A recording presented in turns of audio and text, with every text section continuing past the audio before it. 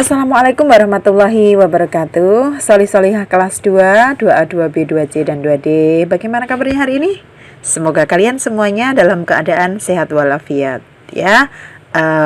Alhamdulillah Allah mempertemukan kita hari ini untuk belajar bersama kembali ya, dalam rangka kita meningkatkan keimanan kita ya.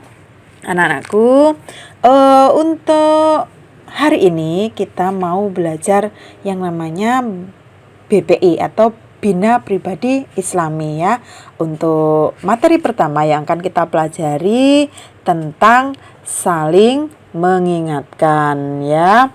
Nah, pernahkah kalian melakukan kesalahan? Ataukah melihat teman kalian yang melakukan kesalahan? Kalau kalian pernah melihat teman kalian melakukan kesalahan, apa yang akan kalian lakukan? Misal, ya, ini ada kondisi ketika kalian melihat teman kalian bertengkar, apa yang akan kalian lakukan? Melerainya, memisahkannya, mengingatkannya? Betul, bagus. Ya, itu yang harus kalian lakukan. Nah, coba perhatikan potongan ayat berikut ya. Ud'au ila sabili rabbika bil hikmati wal mau'izatil hasanati wajadilhum billati hiya ahsan. Yang artinya, serulah manusia kepada jalan Tuhanmu dengan hikmah dan pelajaran yang baik, dan bantahlah mereka dengan cara yang lebih baik. Quran Surat An-Nahl ayat 125. Dari ayat ini kita diperintahkan oleh Allah untuk menyeru. Menyeru itu mengajak manusia kepada jalan Tuhan ya, jalan Allah dengan hikmah dan pelajaran yang baik. Dan ketika kita membantah, maka bantahlah dengan cara yang lebih baik. Nah, oke, kita lanjutkan ya. Islam itu adalah agama nasihat. Alhamdulillah kita dilahirkan dalam kondisi sudah beragama Islam. Alhamdulillah ya. Islam itu indah, Islam itu nasihat. Rasulullah Shallallahu Alaihi Wasallam bersabda, agama adalah nasihat. Para sahabat bertanya, untuk siapa? Beliau menjawab, untuk Allah, kitabnya, Rasulnya, para pemimpin kaum muslimin dan umat muslim seluruhnya ya. Jadi kita termasuk orang-orang yang menerima nasihat ya, dan kita harus mau untuk menerima nasihat itu ya. Nah, ketika kita menasihati, maka ada adab-adabnya. Adab itu apa sih, Ustazah? Adab itu adalah aturannya, tata caranya. Apa saja adab ketika kita menegur teman, kita mengingatkan teman, adabnya apa saja? Yang pertama, kita menasihati teman secara pribadi. Artinya begini, ketika kita menasihati teman ya, menasihati teman yang mungkin melakukan kesalahan, jangan di depan umum, jangan di depan banyak orang, tapi dinasihati secara pribadi, diingatkan secara berdua saja ya. Oke, yang berikutnya menegur dengan lemah lembut. Ketika mengingatkan, jangan bentak-bentak. Pakai kalimat yang halus, pakai kalimat yang santun ya.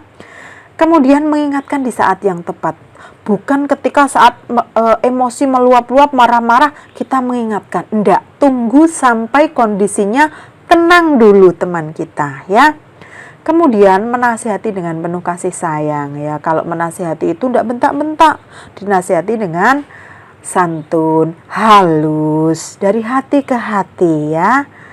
Berikutnya memberikan contoh. Nah, ketika kita menasihati teman, maka diri kita harus bisa memberikan contoh. Maksudnya, contoh ya, ketika kita melarang, mengingatkan teman kita jangan sampai bertengkar, maka diri kita juga harus bisa menahan diri, menahan emosi, jangan bertengkar dengan teman. Nah, begitu maksudnya memberikan contoh ya.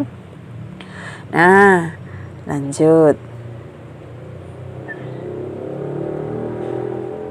Nah, ketika teman kita melakukan kesalahan ataupun kita yang melakukan kesalahan bisa diingatkan dan mau diingatkan, maka ya itu akan bisa menciptakan kondisi atau keadaan yang harmonis, yang rukun, tentram, damai. Nah, kalau kondisinya itu damai, menyenangkan, tentunya hati kita juga akan tenang ya, akan senang, bahagia.